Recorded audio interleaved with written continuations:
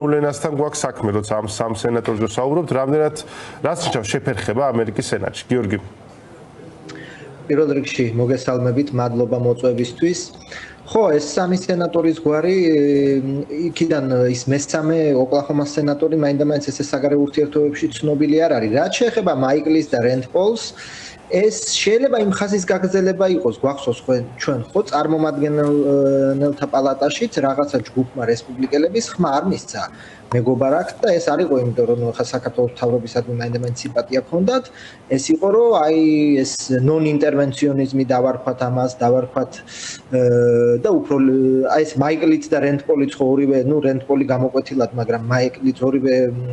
რესპუბლიკური პარტიის ასე ვთქვათ ლიბერტარიანული ფრთაა და ასე ვთქვათ და რენდ პოლი განსაკუთრებით მიაჩნიათ რომ ამერიკა ზედმეტად ერევა უცხო ქვეყნების საქმეებში და ზოგადად ხო როგორც შენახსენე რენდ პოლი ყველაფერს ბლოკავს. რაც შეეხება რა არის ეს დაბლოკვა ზოგადად ამერიკის ზედა პალატაში ამერიკის სენატი მოქმედებს განსაკუთრებული წესებით, ხო? სოფლიო პარლამენტების უმეტესობაში თქოთ თუ გაქვს 50% პლუს 1 ხმა, შენ ყველა გადაწყვეტილებას გაიდან. თუმცა ამერიკის სენატში მოქმედებს ჯერ კიდევ არქაული წესი, რომ ნებისმიერ სენატორს შეუძლია უბრალოდ ის კი არა რომ თქვათ დაბლოკოს იმითი რომ გვინახავს ჩვენ ხო შეუძლოთ დადგენ და 24 საათი ლაპარაკონ და ფილიბასტერით. ხო, ფილიბასტერი. მუქარაც კი იწვევს იმას რომ თუ 60 ხმა არ არსებობს, ხო, უბრალოდ არ განიხილავ, იმიტომ 60 ხმა არის 100-დან საჭირო, რომ თქვათ ეს შეწყდეს ეს ფილიბასტერი და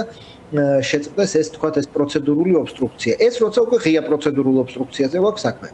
მაგრამ არის ასე ვთქვათ ეს ფარული ან დაუწერელი პროცედურული ობსტრუქცია, როდესაც აი რაც ეხა ხდება, ხო, ალბათ ამ სამა სენატორმა მე არ ვიცი ზუსტად რა ხდება, მაგრამ ალბათ განაცხადეს, რომ თქვათ არ ეთანხმებიან ან რაღაც წერილი მოიწერეს, რომლის დაძლევაც უკვე ძირითადად ხოლმე როგორ ხდება რომ ეს სენატის უმრავლესობის ლიდერი ანგარიშს უწევენ ხოლმე ხო ასეთ თავი ადამიანი სენატში არის სენატის უმრავლესობის ლიდერი ხო ანუ ის განსაზღვროს დღის წესრიგს იქ რა იქნება რა გამოვა კენჭის საყრელთ ანუ ძალიან ცენტრალური ფიგურა არის ზედა პალატაში უმრავლესობის ლიდერი კი ბატონო და აქ ხო ორი საკითხია პირველი რომ თუ მაინც გამოვიდა აქ არის რომ ნუ მე ღია ეს ხო არის რომ მე ჩვენ ალბათ ღიად ფილიბასტერს დავიწყებ და მეორე საკითხი ხო ეს სენატორები შენ სხვა კენჭისყრებზეც გჭირდება ხო ეხლა მე არ ვამბობ რომ ეს მეგობარი აქტი ისეთ საკითხი არის გამოც რენდ პოლი რამე სხვა რამეს ჩააგდებს მაგრამ ზოგადად ესეთი კავშირები რომ მაინდა-მაინც არ გაანაწყენოს შენი ფრაქციის სენატორი ეგ არსებობს და ეგ დაუწერელი კანონია და ამიტომაც თითოეულ სენატორს აქვს განუსაზღვრელი და ძალიან ძლიერი განსაკუთრებით როცა უმრავლესობაშია და განსაკუთრებული დღეს, როდესაც რესპუბლიკელებს აქვთ რამდენი ხო 53 თუ არ ვწდები. კი, ძალიან მყიფე უმრავლესობაა ხა. ძალიან მყიფე უმრავლესობა 100-დან და შესაბამისად აი ეს ვითარება ამერიკის სენატში ზოგადად ხო სოფლიოში თუ ავიღებთ ზედა პარლამენტის ზედა პალატები ზოგადად უფრო სუსტი ორგანოები არიან. ამერიკა ამაში არის თუ ერთ-ერთი ყველაზე ერთადერთი ან რამოდენიმე თაგანი გამონაკლისი ზედა პალატა იგივე თუ უფრო ძლიერი უფლებამოსილება არ გააჩნია პარლამენტის პალატებში. და ალბათ თან ის უნდა და გაყოფილია კი და კენჭისყრა ორივე განჭირდება თითქმის ყველა კანონს, მაგრამ რომ რამე საბიუჯეტო ნაწილები უფრო ქვედა პალატაში განიხილება და ეს საგარეო თავდაცვის ნაწილები ზედა პალატაში და აქ სენატორის ძალაუფლება ძალიან დიდი არის, ხო ახლა 100 კაცი წარმოადგენს მთელ ამერიკას. ეს ძალიან ისეთი მაღალი წარმომადგენლობა არის ერთ სენატორზე რო წარმოვიდგინოთ დაახლოებით. გიორგი, როგორ ფიქრობ, რა შეიძლება ველოდოთ დღის წესრიგში შემდგომ დღეებში? ანუ ვინ შეიძლება ერთი მხრივ ჩვენ ნახეთ რომ აი ხალხმა ხა ინიციატივა გამოიჩინეს ხო ამ სამმა ადამიანმა მიიწერეს რაღაცა ფორმით ააფიქსირეს რომ რაღაცა უნდათ რაღაცა უფრო ხანგრძლივი განხილვა ან უნდათ რაღაცის გათვალის არ უნდათ სწრაფად მიღება. ვინ არის მეორე მხარე? სენატორი რიში ხო რომელიც ასევე არის რესპუბლიკელი საგარეო კომიტეტის თავმჯდომარე შესაბამისად მას აქვს საკმაოდ წამყვანი ფუნქცია ამ კუთხით ხო ეხლა საგარეო მიმართულებით მას მით უმეტეს ამ რეგიონზე თუ იქნება ლაპარაკი გადაწყვეტილებას რო იღებენ გინ თეთრ სახლში და გინ მით უმეტეს ახლა სენატში და კონგრესში მას აზრს აუცილებლად ეკითხებიან ხო შესაბამისად არის თუ არა სენატორიში ასე თქვათ მთავარი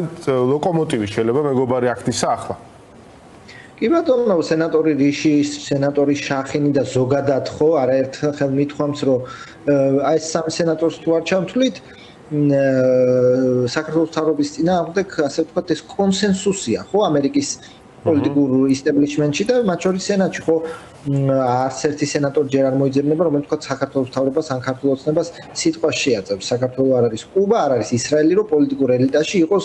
ორი განსხვავებული ბანაკი და ერთმანეთს შორის იყოს სჭიდილი აქ ასევე შემოვიტანოთ თქვა ადმინისტრაციის პოზიცია რომელიც ჩვენ არ ვიცით ჯერ ასე ღიად უჭერს მხარდაჭე ამ კანონს არ უჭერს აქ რამდენიმე საკითხია ხო აქ მარტო ის ხო არ არის კანონს მივიღებ თუ არა იგივე პოზიცია აქვს თქვა ტრამპს რუსეთის სანქციებთან მიმართებაში რომ როცა საჭიროა მე დავაწესებ მაგრამ ნუ მავალდებულებთ ან რაღაცა თქვა ნუ მაჩქარებთ და საქართველოს რა თქმა უნდა ეგეთ მნიშვნელოვანი ქვეყანა არ არის მაგრამ ისიც შეიძლება ითქვას რომ ისე დროს როდესაც რუბიო თეთრის სახელმწიფო დეპარტამენტის რეორგანიზაციის პროცესშია თქვა სახელმწიფო დეპარტამენტს დაევალოს პროაქტიულად 2 თუ 3 რეპორტის გამოქვეყნება საქართველოსზე, შეიძლება თუ უბრალოდ ბიუროკრატიულად და ორგანიზაციულად ტვირთი იყოს იმ კუთხით და ჩვენ არ ვიცით ახლა ადმინისტრაცია რამდენად აჩქარებს ან არ აჩქარებს ამ გადაწყვეტილებას. როცა ჩვენ საუბრობთ რადგან ადმინისტრაციაზე ვილაპარაკეთ ამ მხრივ და სახელმწიფო დეპარტამენტზე რუბიო იკავებს ორ მნიშვნელოვანს, ну, კიდევ იკავებს სხვა თანამდებობებსაც, მაგრამ ну, საგარეო პოლიტიკის თვალსაზრისით ორ უმნიშვნელოვანეს თანამდებობას და პრეზიდენტის ყურთან ამ თვალს ყველაზე ახლოს არის. ზოგადად აი ტრამპის გარშემო დინამიკაში თითქოს გადაიხარა უფრო გავლენა და ფლანგი იმისკენ, რასაც საქართველოში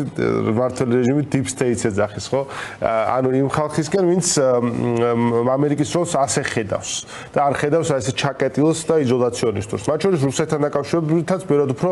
კონფრონტაციულს. რამდენად სტაბილურია თავისთავად ეს გადახრა ტრამპის არსებობის პირობებში და რამდენად მოქმედებს ეს საქართველოსთან დაკავშირებულ საკითხებზე. აი, საქართველოს რა პაკეტის ნაწილია? აი, ტრამპის ადმინისტრაციისათვის შეიძლება ამაზე საერთოდ მსჯელობა?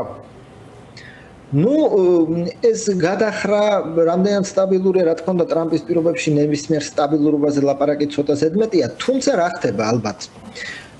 რაც მოსალოდნელი იყო რომ ეს ასე ვთქვათ ეს ფლირტი და რომანსი პუტინთან ნელა თავს წურავს იმ კუთხით რომ ნუ ამდენი სატელეფონო საუბრის შემდეგ და ალბათ იმ ყველა სატელეფონო საუბარში ეს ეუბნება რომ კი გვინდა მშვიდობა მაგრამ არ გამოდის ნუ ბოლო სატელეფონო საუბარში მე როგორც ამოვიკითხე ალბათ პირდაპირ უთხრა რომ ჩვენ ვიომებთ იქამდე სანამ ჩვენი იმიტომ იყო მე ტრამპი გამწარებული და ამის შედეგად რა თქმა უნდა ტრამპის მიდგომაც იცვლება და უფრო ხისტი ხდება ის რუსეთის მიმართებაში რაც შეეხება საქართველოს რა პაკეტში განიხილება შეიძლება ახლა პირიქით ანალიზი იყოს რომ ვიღაცის მოლოდინი იყო რომ აი ტრამპი და პუტინი თუ დალაგდნენ საქართველოს საკითხიც აი ამ დიდ კონტექსტში დალაგდებოდა ეს მოლოდინი იყო ან შეიძლება ეს სრულ მოლოდინი იყო რომ არიქა ახლა ტრამპი რუსეთს დაგვითმობს ან რაღაც ესეთი ეს მაშინაც ისეთი სრულ მოლოდინი იყო იმიტომ რომ ნუ მაგრამ დღესდღეობით რომ არანაირი დიდი დალაგება არ ხდება იალტის მოლოდინი რომ ახლა ორი ლიდერი წითელი პანქრებით რუკასთან დაჯდებიან იმ თავითვე ფუჭი იყო და დღეს ხო ცხადია რომ არანაირი იალტა არ გამოდის და ვერ გამოდის და არც იქნება მადლობა ღმერთს ამისთვის ნამდვილად ახლა და სამწუხაროდ უკრაინის ომი გაგრძელდება მრავალი მიზეზის გამო ეს ჩვენ არაერთხელ ვისაუბრია იმიტომ რომ რუსეთი რა წინადადებებსაც აყენებს მინიმუმ და დღესაც იყო ხო უკაცრავად დღეს გუშინ იყო კი შეხვედრა და ნუ ბენდისკენ პირდაპირ თქვა რომ შორს არის ჩვენი პოზიციები და შორს იქნება რა თქმა უნდა იმიტომ რომ რუსეთის ფედერაცია ღიად დაწერილ ტექსტით ითხოვს რომ უკრაინა ცეცხლის შეწყვეტისთვის მოახდინოს 4 ოლქის რომელიც რუსეთმა ანექსია გამოუცხადა და იმის ევაკუაცია და ამას ახლა არც ერთი უკრაინის ხელისუფლება არის და იმიტომ ეს ნიშნავს რომ 3 წელი რაც ომით ვერ მოვიპოვე და 10 და 20 მეტრის აღებას რომ 10000-ობით ჯარისკაცი სიცოცხლე მიჭდება ეს ესეთი ჭყალებში უფასოდ მომეცით ამას ახლა არც ერთი უკრაინის ხელისუფლება არის ამას და შესაბამისად დაკავებული არა კი უნდა რომ ის მისცეს უკრაინამ ეს რაც საოცრება ხო ანუ რაც ჯერ დაპყრობილი არა აქვს ხო ანუ რუსეთის პოზიცია არის რომ ვიომებთ და ესეც ხო მედინსკი მოთხოვ 21 წელი ვიომებთ და მე ეს აი ეგეთი ჰიპოთეტურია რომ თქვენთვის უარესი იქნება მეც მოვიტყვით ხო ნუ აქ პასუხი არის რომ ჯერ კიდევ გამოჩნდება თქვენ ფაქტია რომ რუსეთის ეს ფრონტის ხაზის მეტრებში წინ წაწევაც უძვირესი უჯდება შესაბამისად უახლოეს მომავალში და უკვე ტრამპის რიტორიკაცაც ხო დაიწყო არანაირი სამწუხაროდ არანაირი ცეცხლის შეწყვეტა არ იქნება და ეს ომი გაგრძელდება. შესაბამისად, არანაირი დიდი დალაგება რუსეთს და ამერიკას შორის არ იქნება. სასანქციო ტვირთი ჯერ ხო არ შემცირებულა და მოლოდინია რომ გაიზრდება და რომც არ გაიზარდოს არ შემცირდება და ისიც უკვე დიდი ტვირთია და შესაბამისად მივდივართ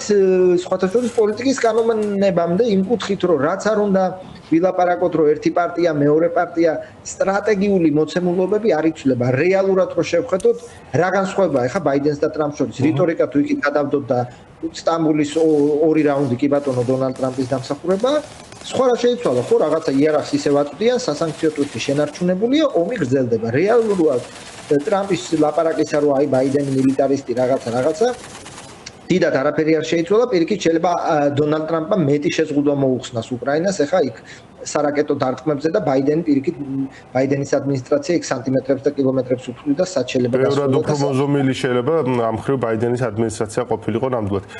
რას ნიშნავს ეს ძალიან მნიშვნელოვანი საკითხია ხო ამერიკა დემოკრატიული ქვეყანაა და ბუნებრივად პოლიტიკოსებს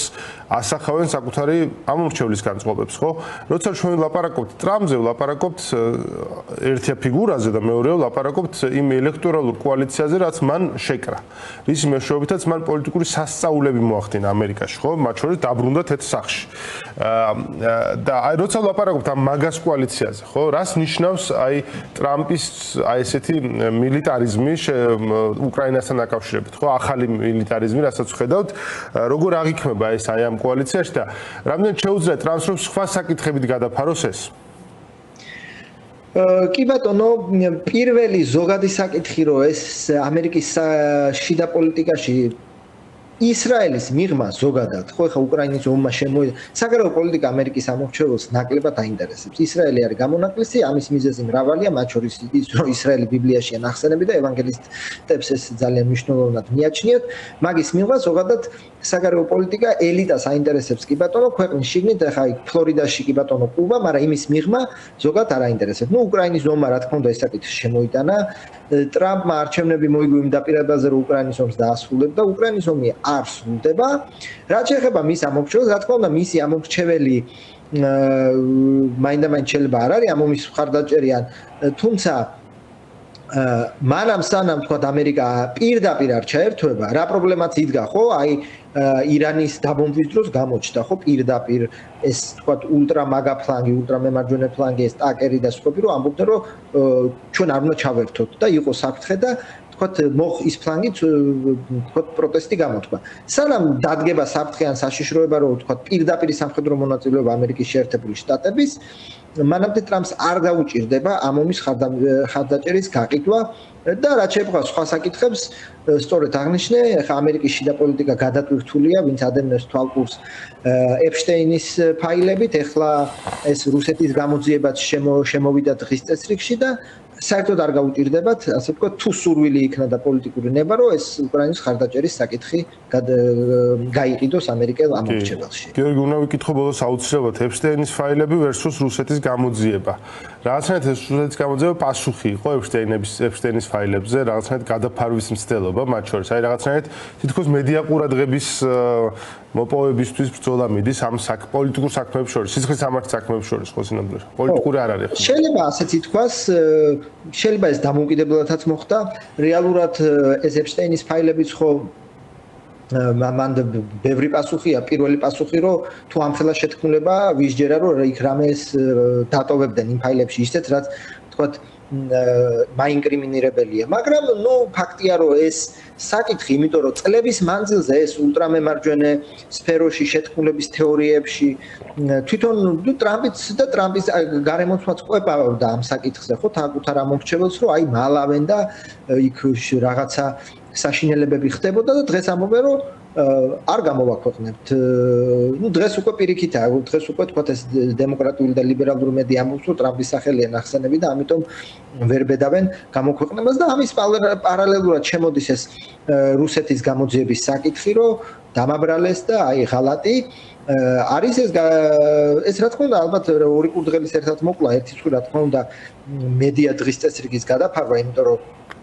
ტრამპი სწორედ თulis რომ რა თქმა უნდა რაღაცა ხა კონსპიროლოგია მომჩეველი შეიძლება ამაზე ჩაციკული დარჩეს, მაგრამ როგორც კი მედია ყურადღება გარდაერთვება, მოსახლეობის უმრავლესობას რა თქმა უნდა დაავიწყდება ეს საკითხი. მე საერთოდ მიგვეს აკუ არ გამოაქვეყნეს იქ რაღაცა 17000 გვერდია და ეთქოთ რომ აი გამოვაქვეყნათ. ეხლა ვინ რას გაიგებდა იქ რა არის და ვინ მაგრამ ნუ ესე გადაწყვიტეს. შესაბამისად ეს რუსეთის გამოძიება მრავალ საკითხს ემსახურება. ერთი ძველი თქვა პოლიტიკური ანგარიშების გასწორება, მაგრამ ასევე მედია დღის წესრიგის გადაფარვა და გადატვირთვა. მადლობა ძალიან დიდი გიორგი ხატიაშვილი გვერდებოდა. მადლობა გიორგის ყოველთვის ძალიან კომპეტენტური კომენტარისათვის. გიორგი ხატიაშვილი